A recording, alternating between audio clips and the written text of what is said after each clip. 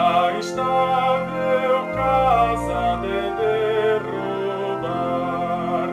Nossa morada na rocha está, firme e segura ela ficará. Quando o temporal contra ela der, há de resistir todo o seu poder. Como faz a areia na fundação, fazem nossas obras na salvação. Pois alguém que só em si mesmo crê no Senhor Jesus ainda não tem fé. Nossa morada na rocha está, firme e segura ela ficará. Quando o temporal contra ela der, há de resistir todo o seu poder. Os cristãos, porém, que deveras creem, pelas obras mostram a fé que têm. Com a fé firmada no Salvador, na maior prosselim-los sem temor. Nossa morada na rocha está, firme e segura ela ficará.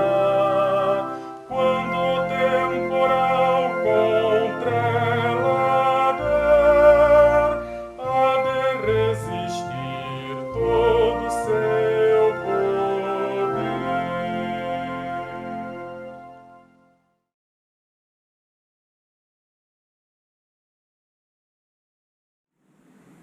Olá, meus queridos irmãos em Cristo Jesus, a graça, a paz seja com todos vós.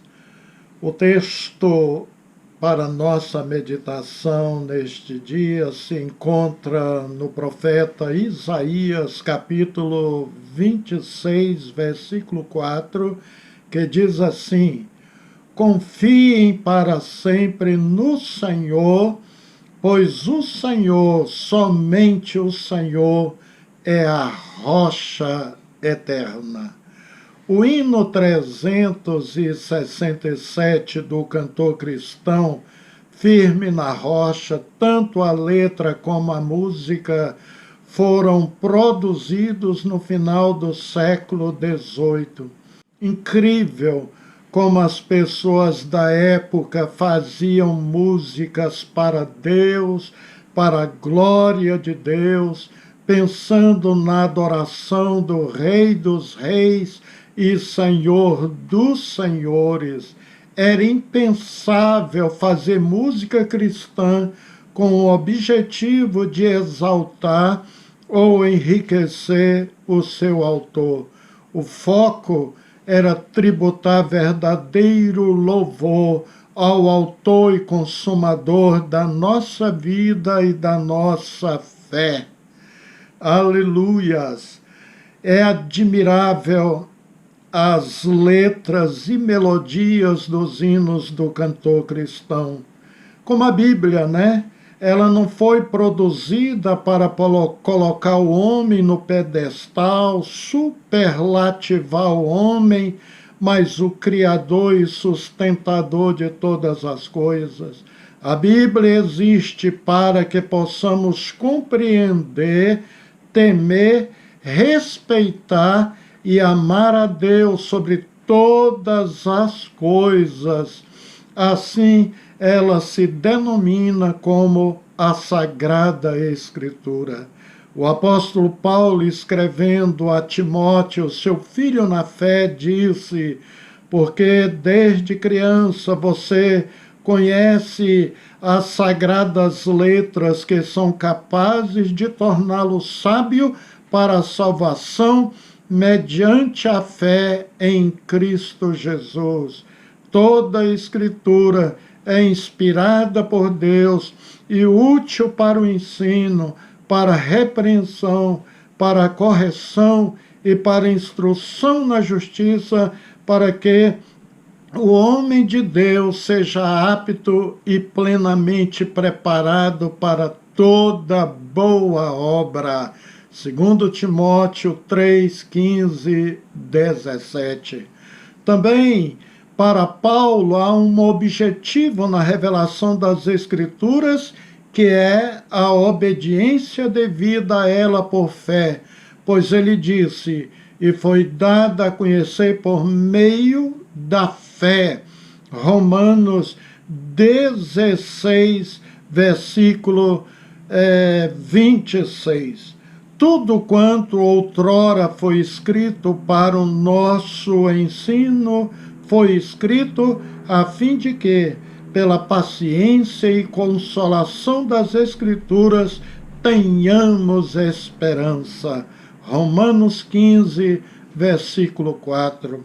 E a fé conquista a salvação, a qual é o objetivo do Evangelho de Jesus, conforme Paulo, inspirado pelo Espírito Santo, declara em Romanos 1, versículo 16, não me envergonho do Evangelho, porque é o poder de Deus para a salvação de todo aquele que crê. Voltando ao hino Firme na Rocha, sua letra diz assim, que alicerces tende para construir uma casa firme para resistir. Grande tempestade que há de chegar e a instável casa há de derrubar, nossa morada na rocha está, firme e segura ela ficará. Quando o temporal contra ela der, há de resistir todo o seu poder.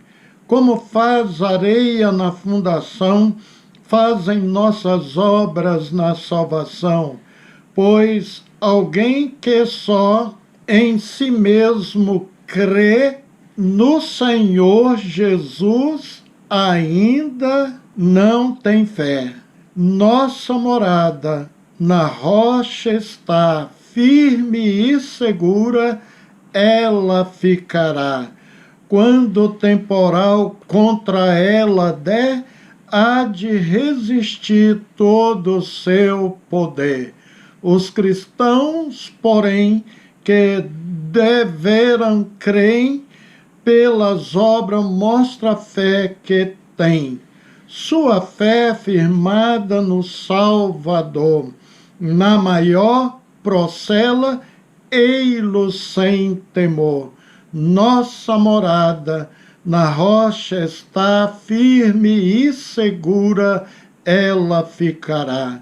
Quando o temporal contra ela der, há de resistir todo o seu poder. Maravilha, não é mesmo? Queridos, o texto de Isaías 26, versículo 4, que eu li, diz, confiem para sempre no Senhor, pois o Senhor, somente o Senhor, é a rocha eterna.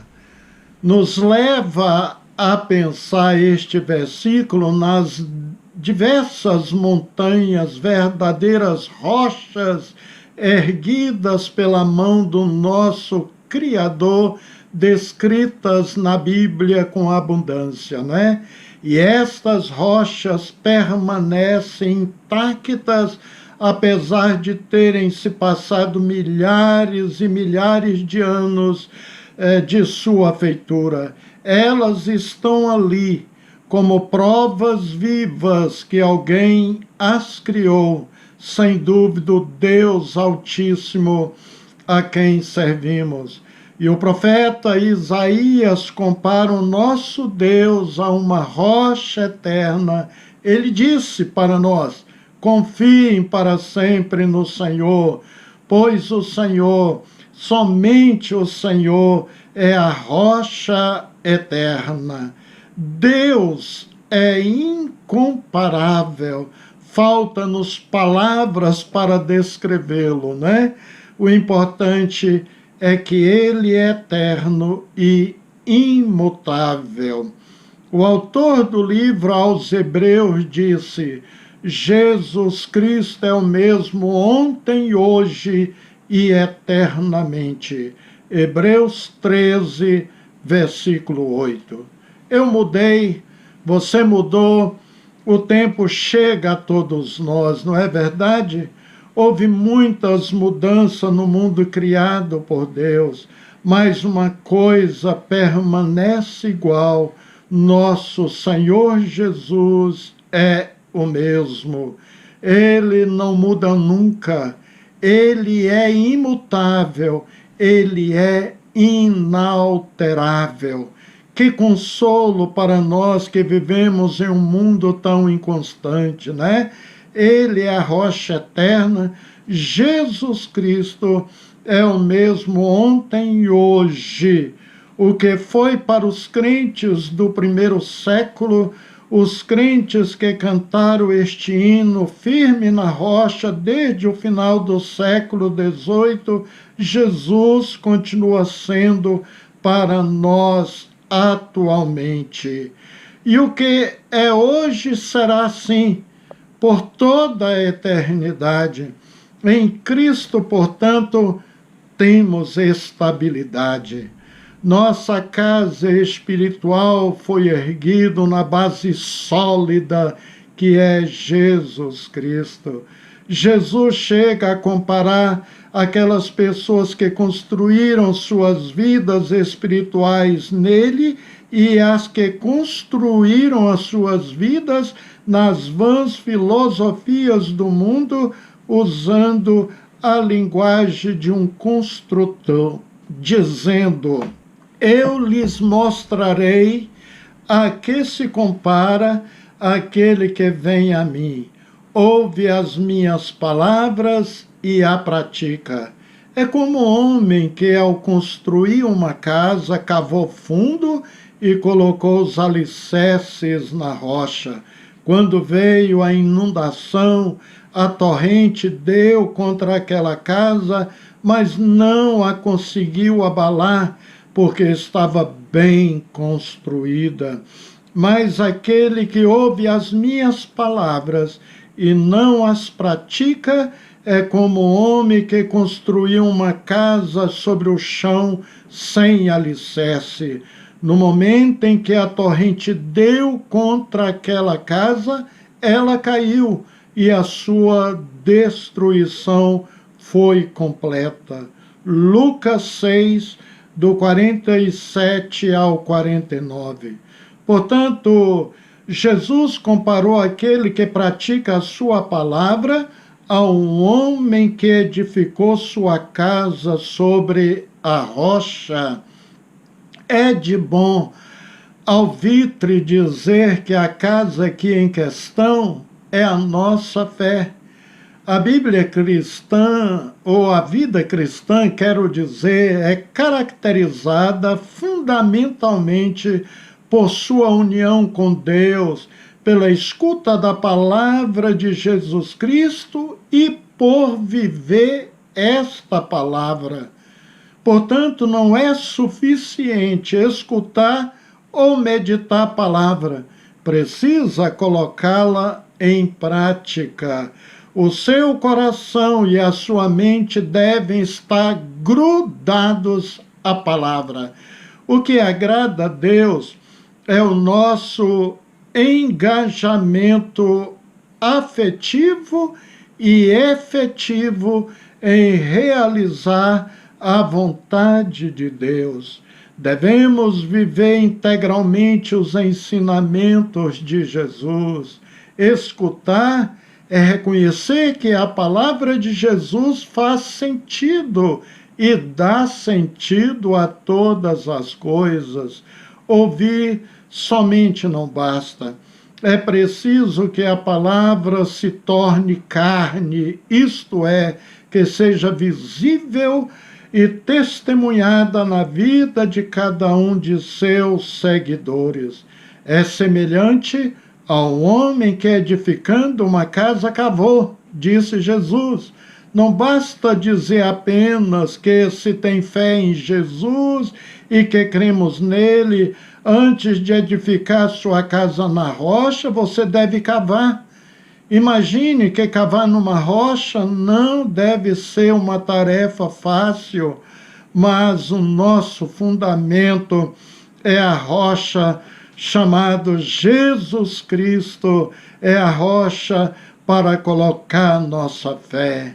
Isaías disse, em Isaías 26:4, confia no Senhor perpetuamente, porque o Senhor Deus é uma rocha eterna.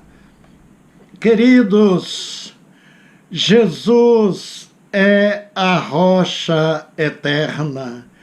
Jesus não é uma rocha qualquer, ele é a rocha eterna. Quanto mais fundo você cavar na rocha, mais forte será o seu alicerce. Quanto mais buscarmos conhecer as profundezas de Deus, seus mistérios, mais forte será a nossa fé. Sendo assim, o inimigo não conseguirá nos derrotar, não conseguirá nos derrubar. Saiba que nós temos um adversário real. Ele é inimigo de Deus, é um inimigo dos que escutam e guardam a palavra de Deus. Na palavra do profeta Isaías, ele é uma estrela caída. Em Isaías 14:12 diz, como você caiu dos céus, ó estrela da manhã, filho da alvorada, como foi atirado à terra, você que derrubava as nações. E Jesus falou, eu vi a Satanás como um raio que caía do céu. Lucas 10:18. Portanto, ele é um ser caído, decadente, derrotado, mas ele é maligno, ele é ladrão, ele é mentiroso, e ele veio roubar, matar e destruir, como Jesus falou em João 10:10. Ele é um espírito gerador de crise na política, na economia, nas instituições. Ele é o Deus deste século, é o príncipe da potestade do ar.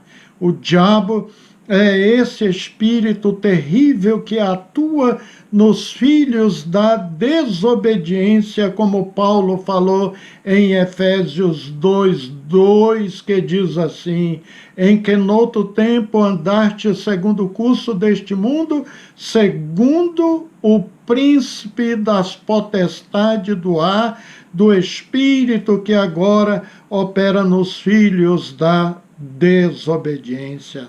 Mas saiba, querido irmão, querida irmã, que o nosso adversário, ele tem a sua autoridade e poder limitados. O diabo não tem autoridade para agir, a não ser que Deus o permita, como aconteceu no caso de Jó.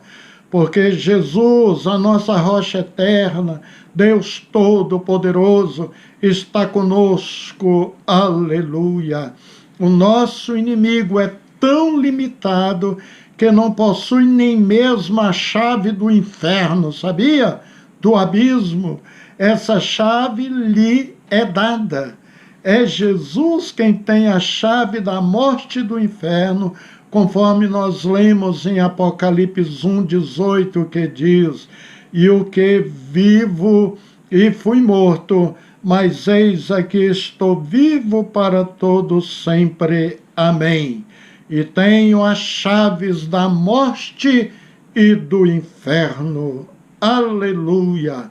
Obrigado, Deus, por servir a Jesus Cristo, a rocha eterna.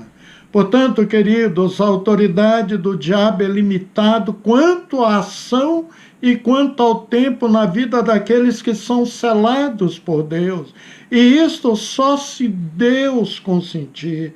O diabo só tem poder de agir com liberdade na vida daqueles que lhe servem. Porque onde prevalece as trevas, aí os demônios agem. Ele produz na mente das pessoas as vãs e falsas filosofias. Ele cega o entendimento dos incrédulos, ou seja, seu grande projeto é manter a humanidade num berço de cegueira plena, numa vida de obscurantismo espiritual e depois levá-los para o inferno. Esses espíritos malignos se infiltram nos lares, nas escolas, nas universidades, na televisão, no cinema, no teatro, na imprensa, nas ruas e na vida dos homens e mulheres.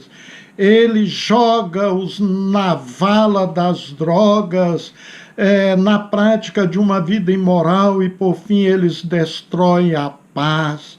Mas saiba que é como o apóstolo Paulo disse, que eles só agem ou atuam nos filhos da desobediência, conforme lemos em Efésios 2:2, mas vou repetir, em que noutro tempo andaste segundo o curso deste mundo, segundo o príncipe das potestades do ar, do espírito que agora opera nos filhos da desobediência.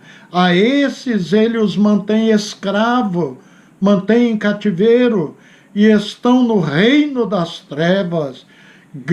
Colossenses 1:13 diz bem claro isso. Então não queira esse domínio maligno para você, meu amigo.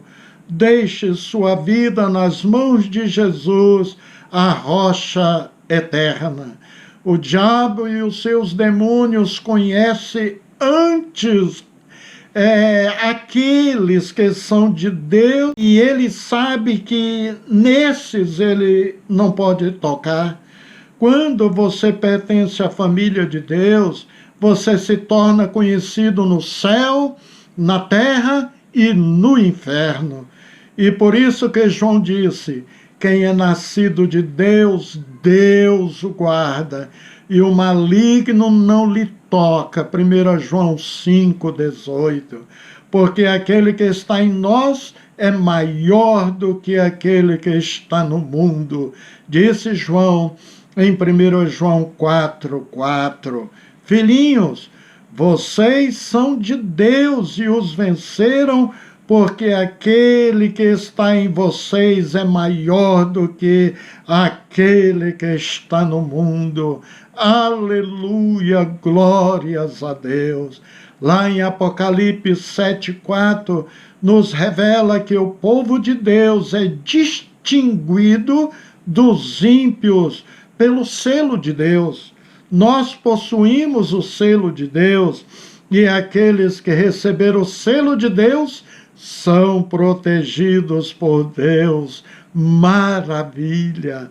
Você pode mudar a sua história de vida hoje, e isso você precisa fazer com urgência, uma vez que você não conhece o dia de amanhã, nem mesmo os eventos que ocorrerão dentro de algumas horas em sua vida. Pergunto-lhe, você está preparado se a morte te chamar? Percebeu como este Covid-19, esse vírus, tem matado pessoas impensáveis para nós, pessoas fortes, saudáveis, até atletas e famosos da TV e cinema, outros milionários também sucumbiram. Não pensavam que este vírus imperceptível ao olho nu pudesse matá-los, mas eles possivelmente pensaram: não eu não vou morrer agora. Amigos, a Bíblia é enfática ao dizer: e aos homens está ordenado a morrerem uma só vez, vindo depois disso o juízo. É o que lemos em Hebreus 9, versículo 27. Pergunto, por que a Bíblia usa o termo ordenado a morrerem? Porque a morte é em si inevitável. E é isso que o autor de Hebreus quer salientar. Ninguém está isenta dessa experiência debaixo do sol. E a morte é democrática, não é mesmo? Não tem isso de ser rico, ser bonito, ser inteligente, ser muito novo, que está livre dela. Ela alcança todas indistintamente. Somente a morte de Jesus Cristo que foi uma morte diferente. Por que assim, pastor? Sim, foi diferente, porque a diferença entre a morte de Jesus Cristo e de todos os demais indivíduos é que a morte de Cristo foi voluntário, conforme lemos em João 10, 18. Jesus disse de si mesmo: ninguém a tira de mim, mas eu a dou por minha espontânea vontade. Tenho autoridade para dá-la e para retomá-la. Esta ordem recebi de meu Pai. Está claro, ao passo que para todos os demais seres humanos ela é ordenada, ou seja, armazenada para eles. Isso por causa do pecado, pois, como Paulo disse, o salário do pecado é a morte. Romanos 3, 23. Não se engane, não existe reencarnação. Diz o texto que ao homem é ordenado a morrer uma só vez. Jesus se ofereceu uma única vez para redimir os homens da morte eterna, que é a separação eterna de Deus. E Jesus se ofereceu uma vez para libertar o homem da morte. O texto mostra que a morte, quando efetivada, se não acontecer nenhum milagre da parte de Deus, é o caminho que todos devem passar, vindo depois disso o juízo de Deus, como lemos em Hebreus 9, 27. E como aos homens está ordenado, guardado, morrerem uma só vez, vindo depois disso o juízo. O termo ordenado, empregado no texto grego, é apokeimai, e o significado ser guardado, colocado à parte, ser reservado, estar à espera de. Então nós temos 3 textos bíblicos que esclarecem muito bem o que eu acabei de dizer. Lá em Lucas 19, 20 diz: e veio outro dizendo: Senhor, aqui está a tua mina que guardei num lenço. E em Colossenses 1,5 lemos: por causa da esperança que vos está reservada nos céus, da qual já antes ouvistes pela palavra da verdade do Evangelho. 2 Timóteo 4, versículo 8. Desde agora a coroa da justiça me está guardado, a qual o Senhor juiz me dará naquele dia, e não somente a mim, mas também a todos os que amarem a sua vinda. Então, podemos dizer que nesse sentido a morte é um período de espera, pois conforme lemos na Bíblia, vindo depois disso o juízo. Haverá duas ressurreições. A primeira ocorrerá por ocasião da segunda vinda de Cristo e está reservada para os salvos que receberão a vida eterna. A segunda será para os ímpios, pois o juízo de condenação que ocorrerá depois do milênio, conforme lemos em João 5, 28, 29, que diz: não fiquem admirados com isso, pois está chegando a hora em que todos os que estiverem nos túmulos ouvirão a sua voz e sairão. Os que fizeram bem ressuscitarão para a vida, e os que fizeram mal ressuscitarão para serem condenados.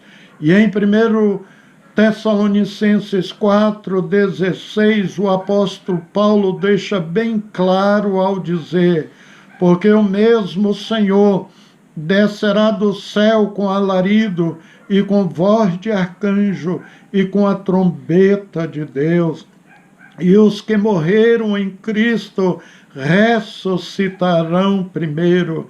Depois nós, os que ficarmos vivos, seremos arrebatados juntamente com eles nas nuvens a encontrar o Senhor nos ares, e assim estaremos sempre com o Senhor. Portanto, consolai-vos uns aos outros com estas palavras. Acho incrível é que Paulo pede que nós devemos consolar uns aos outros com esta palavra, com este ensino. Então, alegra-te, meu irmão, minha irmã, nossa luta, nossa tribulação, provação já está quase chegando ao fim. Jesus virá novamente, Maranata, aleluia. E também o texto de Apocalipse 20, versículo 5 diz: o restante dos mortos não voltou a viver até se completarem os 1000 anos. Esta é a primeira ressurreição.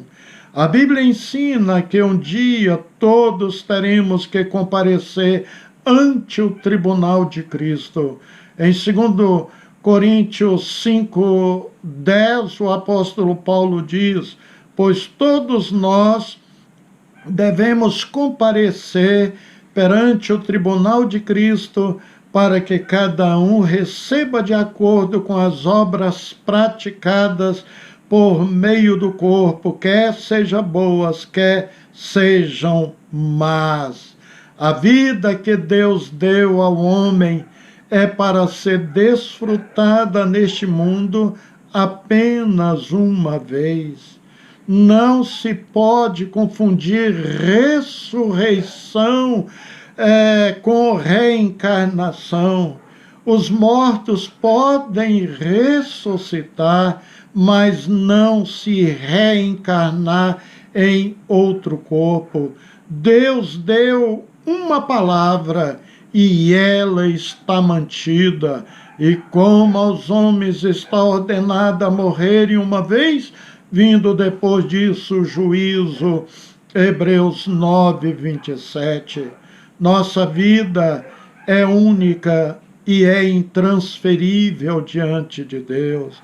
Somos responsáveis direto por todas as decisões e atitudes que tomamos. É por isso que nossa vida deve estar centrada em Jesus Cristo, a rocha eterna. Lembra-te do ensino de Jesus: quanto mais fundo for feito um alicerce, mais resistente será a casa. E junto foi construída uma profunda vala, para que quando vier muitas águas, ela já tenha um curso determinado. Assim, diminuindo o efeito sobre a casa. Então, no momento que você lê a palavra, ora, jejua e busca ao Senhor, você começa a criar valas ao seu redor, meu irmão, minha irmã.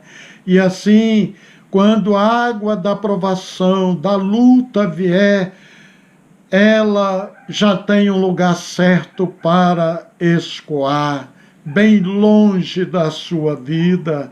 Assim, esta casa pode receber o temporal que for, vento, chuva, ela não vai cair, porque está bem alicerçada na rocha que é Jesus. Não existe coisa melhor do que saber que o Senhor é o nosso refúgio e a nossa fortaleza. O profeta Isaías nos anima, nos fortalece com estas palavras: tu conservarás em paz aquele cuja mente está firme em ti, porque ele confia em ti. Confia no Senhor perpetuamente, porque o Senhor Deus é uma rocha eterna. Isaías 26, 3 e 4. Amém? Vamos falar com Deus neste momento. Feche os seus olhos, pensa no Senhor neste momento. Pai querido, queremos sempre confiar no Senhor, haja o que houver, a que preço for. Uma vez que a nossa fé está alicerçada em seu Filho Jesus Cristo, assim, Jesus, estamos firmes e as adversidades da vida as venceremos em nome de Jesus, que nos conduz em paz e segurança. Que o Senhor possa abençoar com salvação, com vida eterna em Cristo, aqueles que se arrependerem e buscarem o Senhor como seu Salvador neste momento, Pai querido. Obrigado por mais este momento especial que o Senhor nos concede de poder meditar e viver a palavra eterna do Senhor Jesus. Dai-nos uma semana vitoriosa sobre as forças do mal, Senhor. Que a graça, a misericórdia, a bondade do Senhor permaneça sobre nós e sobre os nossos entes queridos. Em nome de Jesus Cristo. Amém. Queridos, estamos chegando ao fim de mais um encontro. Que Deus o abençoe ricamente e até o nosso próximo encontro em Cristo Jesus, né? Se Ele nos conceder esta graça. Amém.